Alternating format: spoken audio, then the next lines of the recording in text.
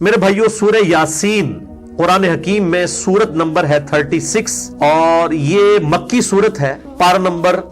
22 سے شروع ہو کر پارہ نمبر 23 میں کمپلیٹ ہوتی ہے۔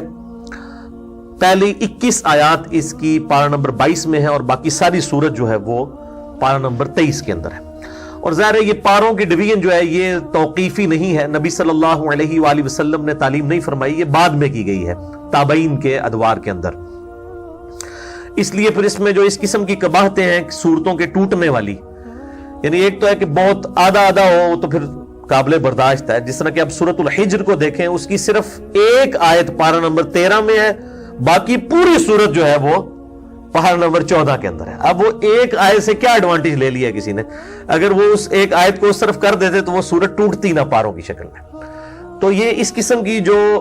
علمی قباحتیں اسی لیے آئی ہیں کہ یہ انسانی کوشش ہے۔ نبی صلی اللہ علیہ وآلہ وسلم نے پاروں میں قرآن حکیم کو تقسیم نہیں فرمایا تھا، بلکہ قرآن حکیم جو ہے یہ سورتیں 114 ان کی ڈویژن اور آیات کی ڈویژن موجود تھی، وہ بھی بغیر نمبرنگ کے، صرف وہ آیات کا پتہ تھا۔ اس میں نے ڈیٹیل لیکچر دیا ہے، مسئلہ نمبر 115 قرآن حکیم کی حفاظت کا معجزہ اور سنی شیعہ کے اختلاف کا تحقیقی جائزہ۔ پہلی جو مشہور حدیث ہے اس حوالے سے وہ جامعہ ترمذی میں انٹرنیشنل نمبر کے مطابق 2887 اور مشکات میں ہے 2147 کہ آپ صلی اللہ علیہ وآلہ وسلم نے فرمایا کہ ہر چیز کا کوئی نہ کوئی دل ہوتا ہے اور قرآن حکیم کا دل سورہ یاسین ہے، جو اس کی تلاوت کرے گا اسے 10 دفعہ قرآن حکیم پڑھنے کا ثواب ملے گا۔ لیکن یہ روایت جو ہے یہ اصول محدثین پر کمزور ہے۔ اس میں ایک راوی ہے ہارون ابو محمد، وہ مجہول الحال ان نون راوی ہیں جن کا کوئی پتہ نہیں ہے، اور لاپتہ راویوں سے جو روایتیں ہیں وہ محدثین کے ہاں قابل قبول نہیں ہوتی۔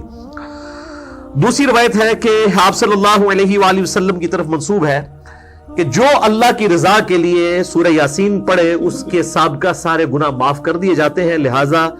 اپنے قریب المرگ جو لوگ ہیں نزع کے عالم میں ہیں ان کے پاس اس کو پڑھو۔ یہ روایت شعب الایمان امام بیہقی کی کتاب میں 2458 نمبر ہے اور مشکات میں 2178۔ لیکن یہ روایت بھی جو ہے اصول محدثین پر ضعیف ہے، کیونکہ اس میں ایک راوی کا نام ہی کوئی نہیں ہے، رجل ان کے ساتھ ہی سند کے اندر آتا ہے بالکل، یعنی وہ جو پچھلی روایت تھی اس میں نام تو موجود تھا، مجہول الحال تھا، اس میں تو نام بھی اس کا نہیں ہے، اتنا لاپتہ ہے، لہذا یہ روایت بھی کمزور ہے۔ اچھا، مارکیٹ میں سورہ یاسین کے حوالے سے آپ نے دیکھا ہوگا وہ مبینوں والی ایک یاسین مل رہی ہوتی ہے، وہ جتنی مبینیں آتی ہیں نا 7-8، وہ ہر مبین کے بعد اس میں ذکر ایڈ کیے ہوتے ہیں، یہ فیبریکیٹڈ ہے، اس کی کوئی اصل موجود نہیں ہے۔ اور اس قسم کے وظائف مارکیٹ کے اندر کافی سارے جو ہے وہ ملتے ہیں، جب تک سند صحیح نہ ہو اس وقت تک ان وظائف کے اوپر اپنا ٹائم ضائع نہ کیا جائے۔ تیسری روایت جو مشہور ہے کہ جو شخص دن کے آغاز میں سورہ یاسین پڑھ لے اس کی تمام حاجتیں پوری کر دی جائیں گی، یہ سنن دارمی میں 3461 ہے اور مشکات میں 2177۔ یہ بھی مرسل روایت ہے۔ سیدنا عطا بن ابی رباح وہ تابعی ہیں اور ڈائریکٹ نبی صلی اللہ علیہ وآلہ وسلم سے بیان کر رہے ہیں، اور تابعی جب کوئی بات نبی صلی اللہ علیہ وآلہ وسلم کے ریفرنس سے ڈائریکٹ بیان کرے اور اس میں سند نہ ہو تو وہ مرسل چھوٹا ہوا واسطہ مانا جاتا ہے، منقطع روایت ہوتی ہے۔ لیکن یہ جو سنن دارمی کی حدیث ہے 3461، اس سے بالکل اگلی روایت جو ہے وہ بالکل صحیح سند کے ساتھ ہے سورہ یاسین کے بارے میں ہی، اور وہ ہے سنن دارمی میں 3462۔ یہ میں دارمی کا وہ نمبر بتا رہا ہوں جس کا PDF عام ہمارا جو ہے وہ گوگل کے اندر سرچ کرنے سے مل جائے گا آپ کو، سنن دارمی میں 3462، اور اس کی تحقیم جو ہے وہ شیخ سلیم حسین اسد نے کی ہے، انہوں نے بھی اس کو روایت کو صحیح کہا۔ شیخ زبیلی زئی رحمہ اللہ تعالیٰ نے ایک پورے سورہ یاسین کے فضائل کے حوالے سے مضمون لکھا ہے جس میں 14 روایتیں جو یاسین سے ریلیٹڈ تھیں، سب کی اسناد کے اوپر بحث کی کہ یہ ضعیف ہیں، البتہ ایک روایت کے اوپر انہوں نے صحیح کا حکم لگایا اور وہ یہی ہے سنن دارمی 3462۔ اور لیکن مشکات کے وہ فٹ نوٹ پہ لکھنا بھول گئے 2177۔ ویسے ان کی عموماً عادت ہے کہ جب کسی روایت کے اوپر ضعیف کا حکم لگاتے ہیں تو اس کی پھر فٹ نوٹ پہ نا اس کی موقوفاً اگر روایت صحیح ہو تو لکھ دیتے ہیں، یہاں پہ وہ بھول گئے۔ البتہ الگ سے ان کا جو مضمون ہے شیخ زبیر صاحب کا فتاوی علمیہ کی پہلی جلد میں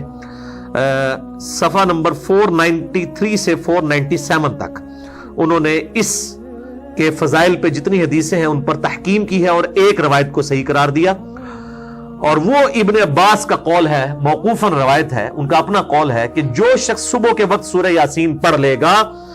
اسے شام تک ہر کام میں آسانی میسر ہوگی، اور جو شخص رات کے وقت سورہ یاسین کی تلاوت کرے گا اسے صبح تک ہر کام میں آسانی میسر ہوگی۔ تو جو صبح کے وقت کام کے لیے نکلتے ہیں وہ صبح پڑھ کے نکلیں، اور جو رات کی شفٹوں میں کام کرتے ہیں وہ رات کے وقت پڑھ کے نکلے۔ یہ روایت بالکل صحیح ہے، اور یہ محدثین کا پیٹ رول ہے کہ جب کوئی غیبی خبر ہو اور اس میں صحابی نبی صلی اللہ علیہ وآلہ وسلم کو مینشن نہ بھی کرے تب بھی اس کو آپ نبی صلی اللہ علیہ وآلہ وسلم کی طرف ہی منسوب مانیں گے، موقوفاً ہونے کے باوجود، اس لیے کہ غیبی خبر نبی صلی اللہ علیہ وآلہ وسلم کے علاوہ کسی کے پاس نہیں آتی ہے، کیونکہ